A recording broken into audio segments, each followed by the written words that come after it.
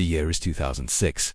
The location Morocco. A literature professor at the University of Robbie goes missing. Her name is Layla. Her colleagues were worried when they noticed she hadn't shown up for work in days.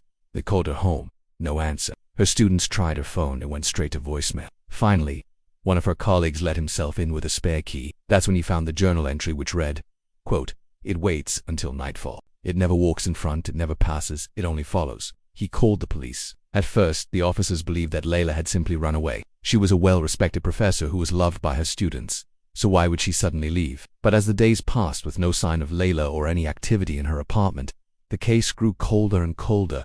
Then, a breakthrough. The police entered Layla's apartment to find, to their surprise, that the door was locked from the inside. There were no signs of forced entry or a struggle of any kind. All of her belongings were still there. Her computer, her phone, her keys. The only things that were missing were her and her journal. Scene change. 15 years later, in 2021, Layla's niece was preparing to start her first semester at the same university as her aunt. She chose to stay in a dorm instead, but her mother insisted that she get an apartment nearby just in case she needed to visit the campus late at night. After scouring property websites, Selma found what seemed like the perfect place, a modern apartment with stunning views of the city. The price was suspiciously low, but Selma didn't care. Excited to move in, she messaged the landlord, a middle-aged man who agreed to meet her at the apartment. Upon arrival, he unlocked the door and quickly explained some basic rules before excusing himself to go to the bathroom. "You could have the apartment for a very low price, if you're willing to accept 2 conditions," he said. "First, never mention the incident that happened here before. No one has been able to forget about it, much less live with it. And second, don't come home too late. It's not safe anyway," he added, pointing towards the windows. "No one can get in or out of this building after dark." Selma thought he was referring to a recent surge of robberies in the area. She agreed to his terms. He handed over the keys,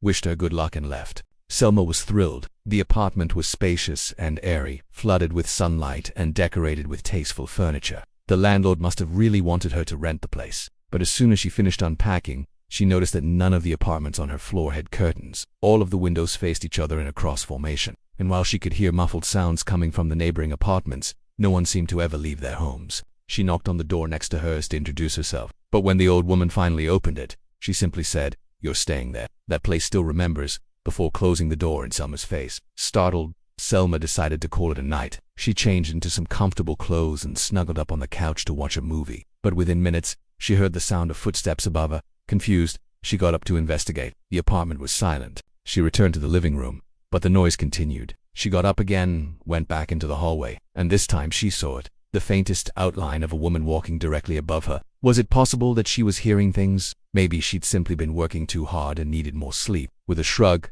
Selma poured herself another glass of wine and returned to the TV. As the night wore on, though, and she began to doze off, the footsteps came back. She got up one more time, climbed the stairs, and stood outside the apartment. She could feel it vibrating beneath her feet. She turned on all of the lights, but as soon as she stepped back into the apartment, the vibrations stopped. Was she imagining this?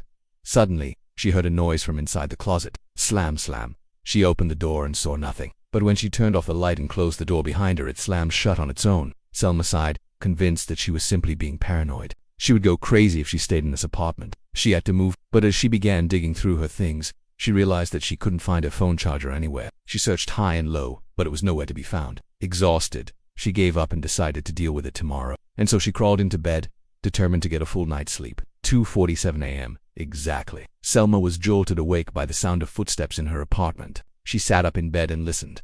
The footsteps started again. She got up and walked into the hallway. Silence.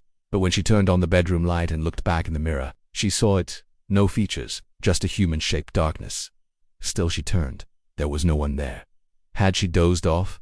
Had she imagined it? Shaken, Selma decided to sleep with the lights on. Over the next week, the strange occurrences continued. Selma would hear whispers coming from the corner of the room. The smell of burning hair would waft in from nowhere, and every night she would feel it. Something was behind her always, watching her in the kitchen while she prepared food in the shower, while she washed her hair. Even when she walked down the street, she would see it reflected in windows. A shadow, not her own. Determined to get to the bottom of this, she researched obscure Moroccan folktales about spirits and ghosts, but everything seemed to lead to the same conclusion. Layla's apartment was haunted by something called a Zalatale Layl. Literally translated, this means the night follower. These are vengeful spirits tied to feelings of guilt, trauma, or bloodlines. They attach to one person at a time and follow them everywhere they go. But the curse had one rule. If you ever see its face, it becomes yours. Salma tried everything to make it leave. She prayed, she burned incense, she even played the Quran at night, but it didn't leave. It only got closer. One night, as she was filming a study vlog to share on social media, reviewing a spooky poem about shadows and reflections, the camera kept glitching. Thinking it was a technical issue, she stopped filming and tried to restart it, but no matter what she did, it wouldn't turn on. Later, when she watched the footage on her laptop, her blood ran cold. Behind her, the shadow leaned in closer, then stopped. A whisper barely audible, "Turn around, son." She dropped the camera and backed away from the screen. She didn't need to see what was behind her to know that it was the shadow. Now it knew her name. That night, she decided to face it. She turned off the lights, stood in front of a mirror, and closed her eyes. "If you want me, I'm here." When she opened them, the shadow was no longer behind her. It was inside the mirror. A face began to emerge from the blackness. Not hers. Its mouth opened abnormally wide, and her lights exploded. Selma was never seen again, but neighbors say her lights still flicker every night at 2:47 a.m. And if you walk past her window, you'll see a figure standing in the dark, always facing away, still, silent, until you stop to look too long.